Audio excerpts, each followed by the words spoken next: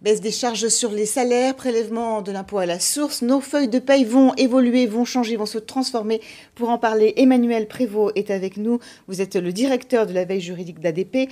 Alors ADP, ce n'est pas Aéroport de Paris, mais une entreprise spécialisée dans la gestion des solutions de ressources humaines. Vous gérez plus de 3 millions de fiches de paye de salariés français par mois.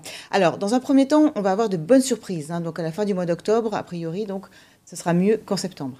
Oui, sur le mois d'octobre, en fait, on a la matérialisation de la suppression définitive des cotisations salariales d'assurance chômage. C'est le deuxième étage de la fusée. Le premier était intervenu au mois de janvier avec la suppression des cotisations maladie. Ça va faire combien en moyenne pour les salariés? Vous avez chiffré? Pour un SMIC à 1 498 €, on est à peu près à 23 € de gain de pouvoir d'achat sur effectivement cette diminution définitive au mois d'octobre. Ça va concerner donc 21 millions de salariés. Oui, la majorité évidemment des salariés effectivement du privé qui vont pouvoir bénéficier de cette suppression définitive de ces cotisations. Donc bonne nouvelle fin octobre. En revanche, fin janvier, ça risque d'être plus difficile puisque là au contraire on aura donc le fameux impôt à la source, le fameux prélèvement qui sera effectué sur nos feuilles de paye du mois de janvier.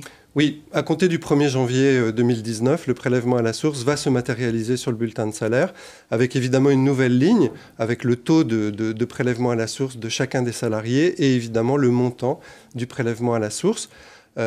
Pour permettre en fait d'avoir une bonne identification, un arrêté du 9 mai a prévu aussi qu'on rajoute le montant du net à payer avant impôt sur le revenu, ce qui va permettre aux salariés de comparer son ancien bulletin et le nouveau. C'est ça, on aura quand même le bon chiffre, enfin, l'ancien chiffre. On aura un point d'ancrage qui permettra de s'assurer que la diminution est bien liée au prélèvement à la source et pas à d'autres éléments qui pourraient intervenir sur le bulletin de salaire. Parce que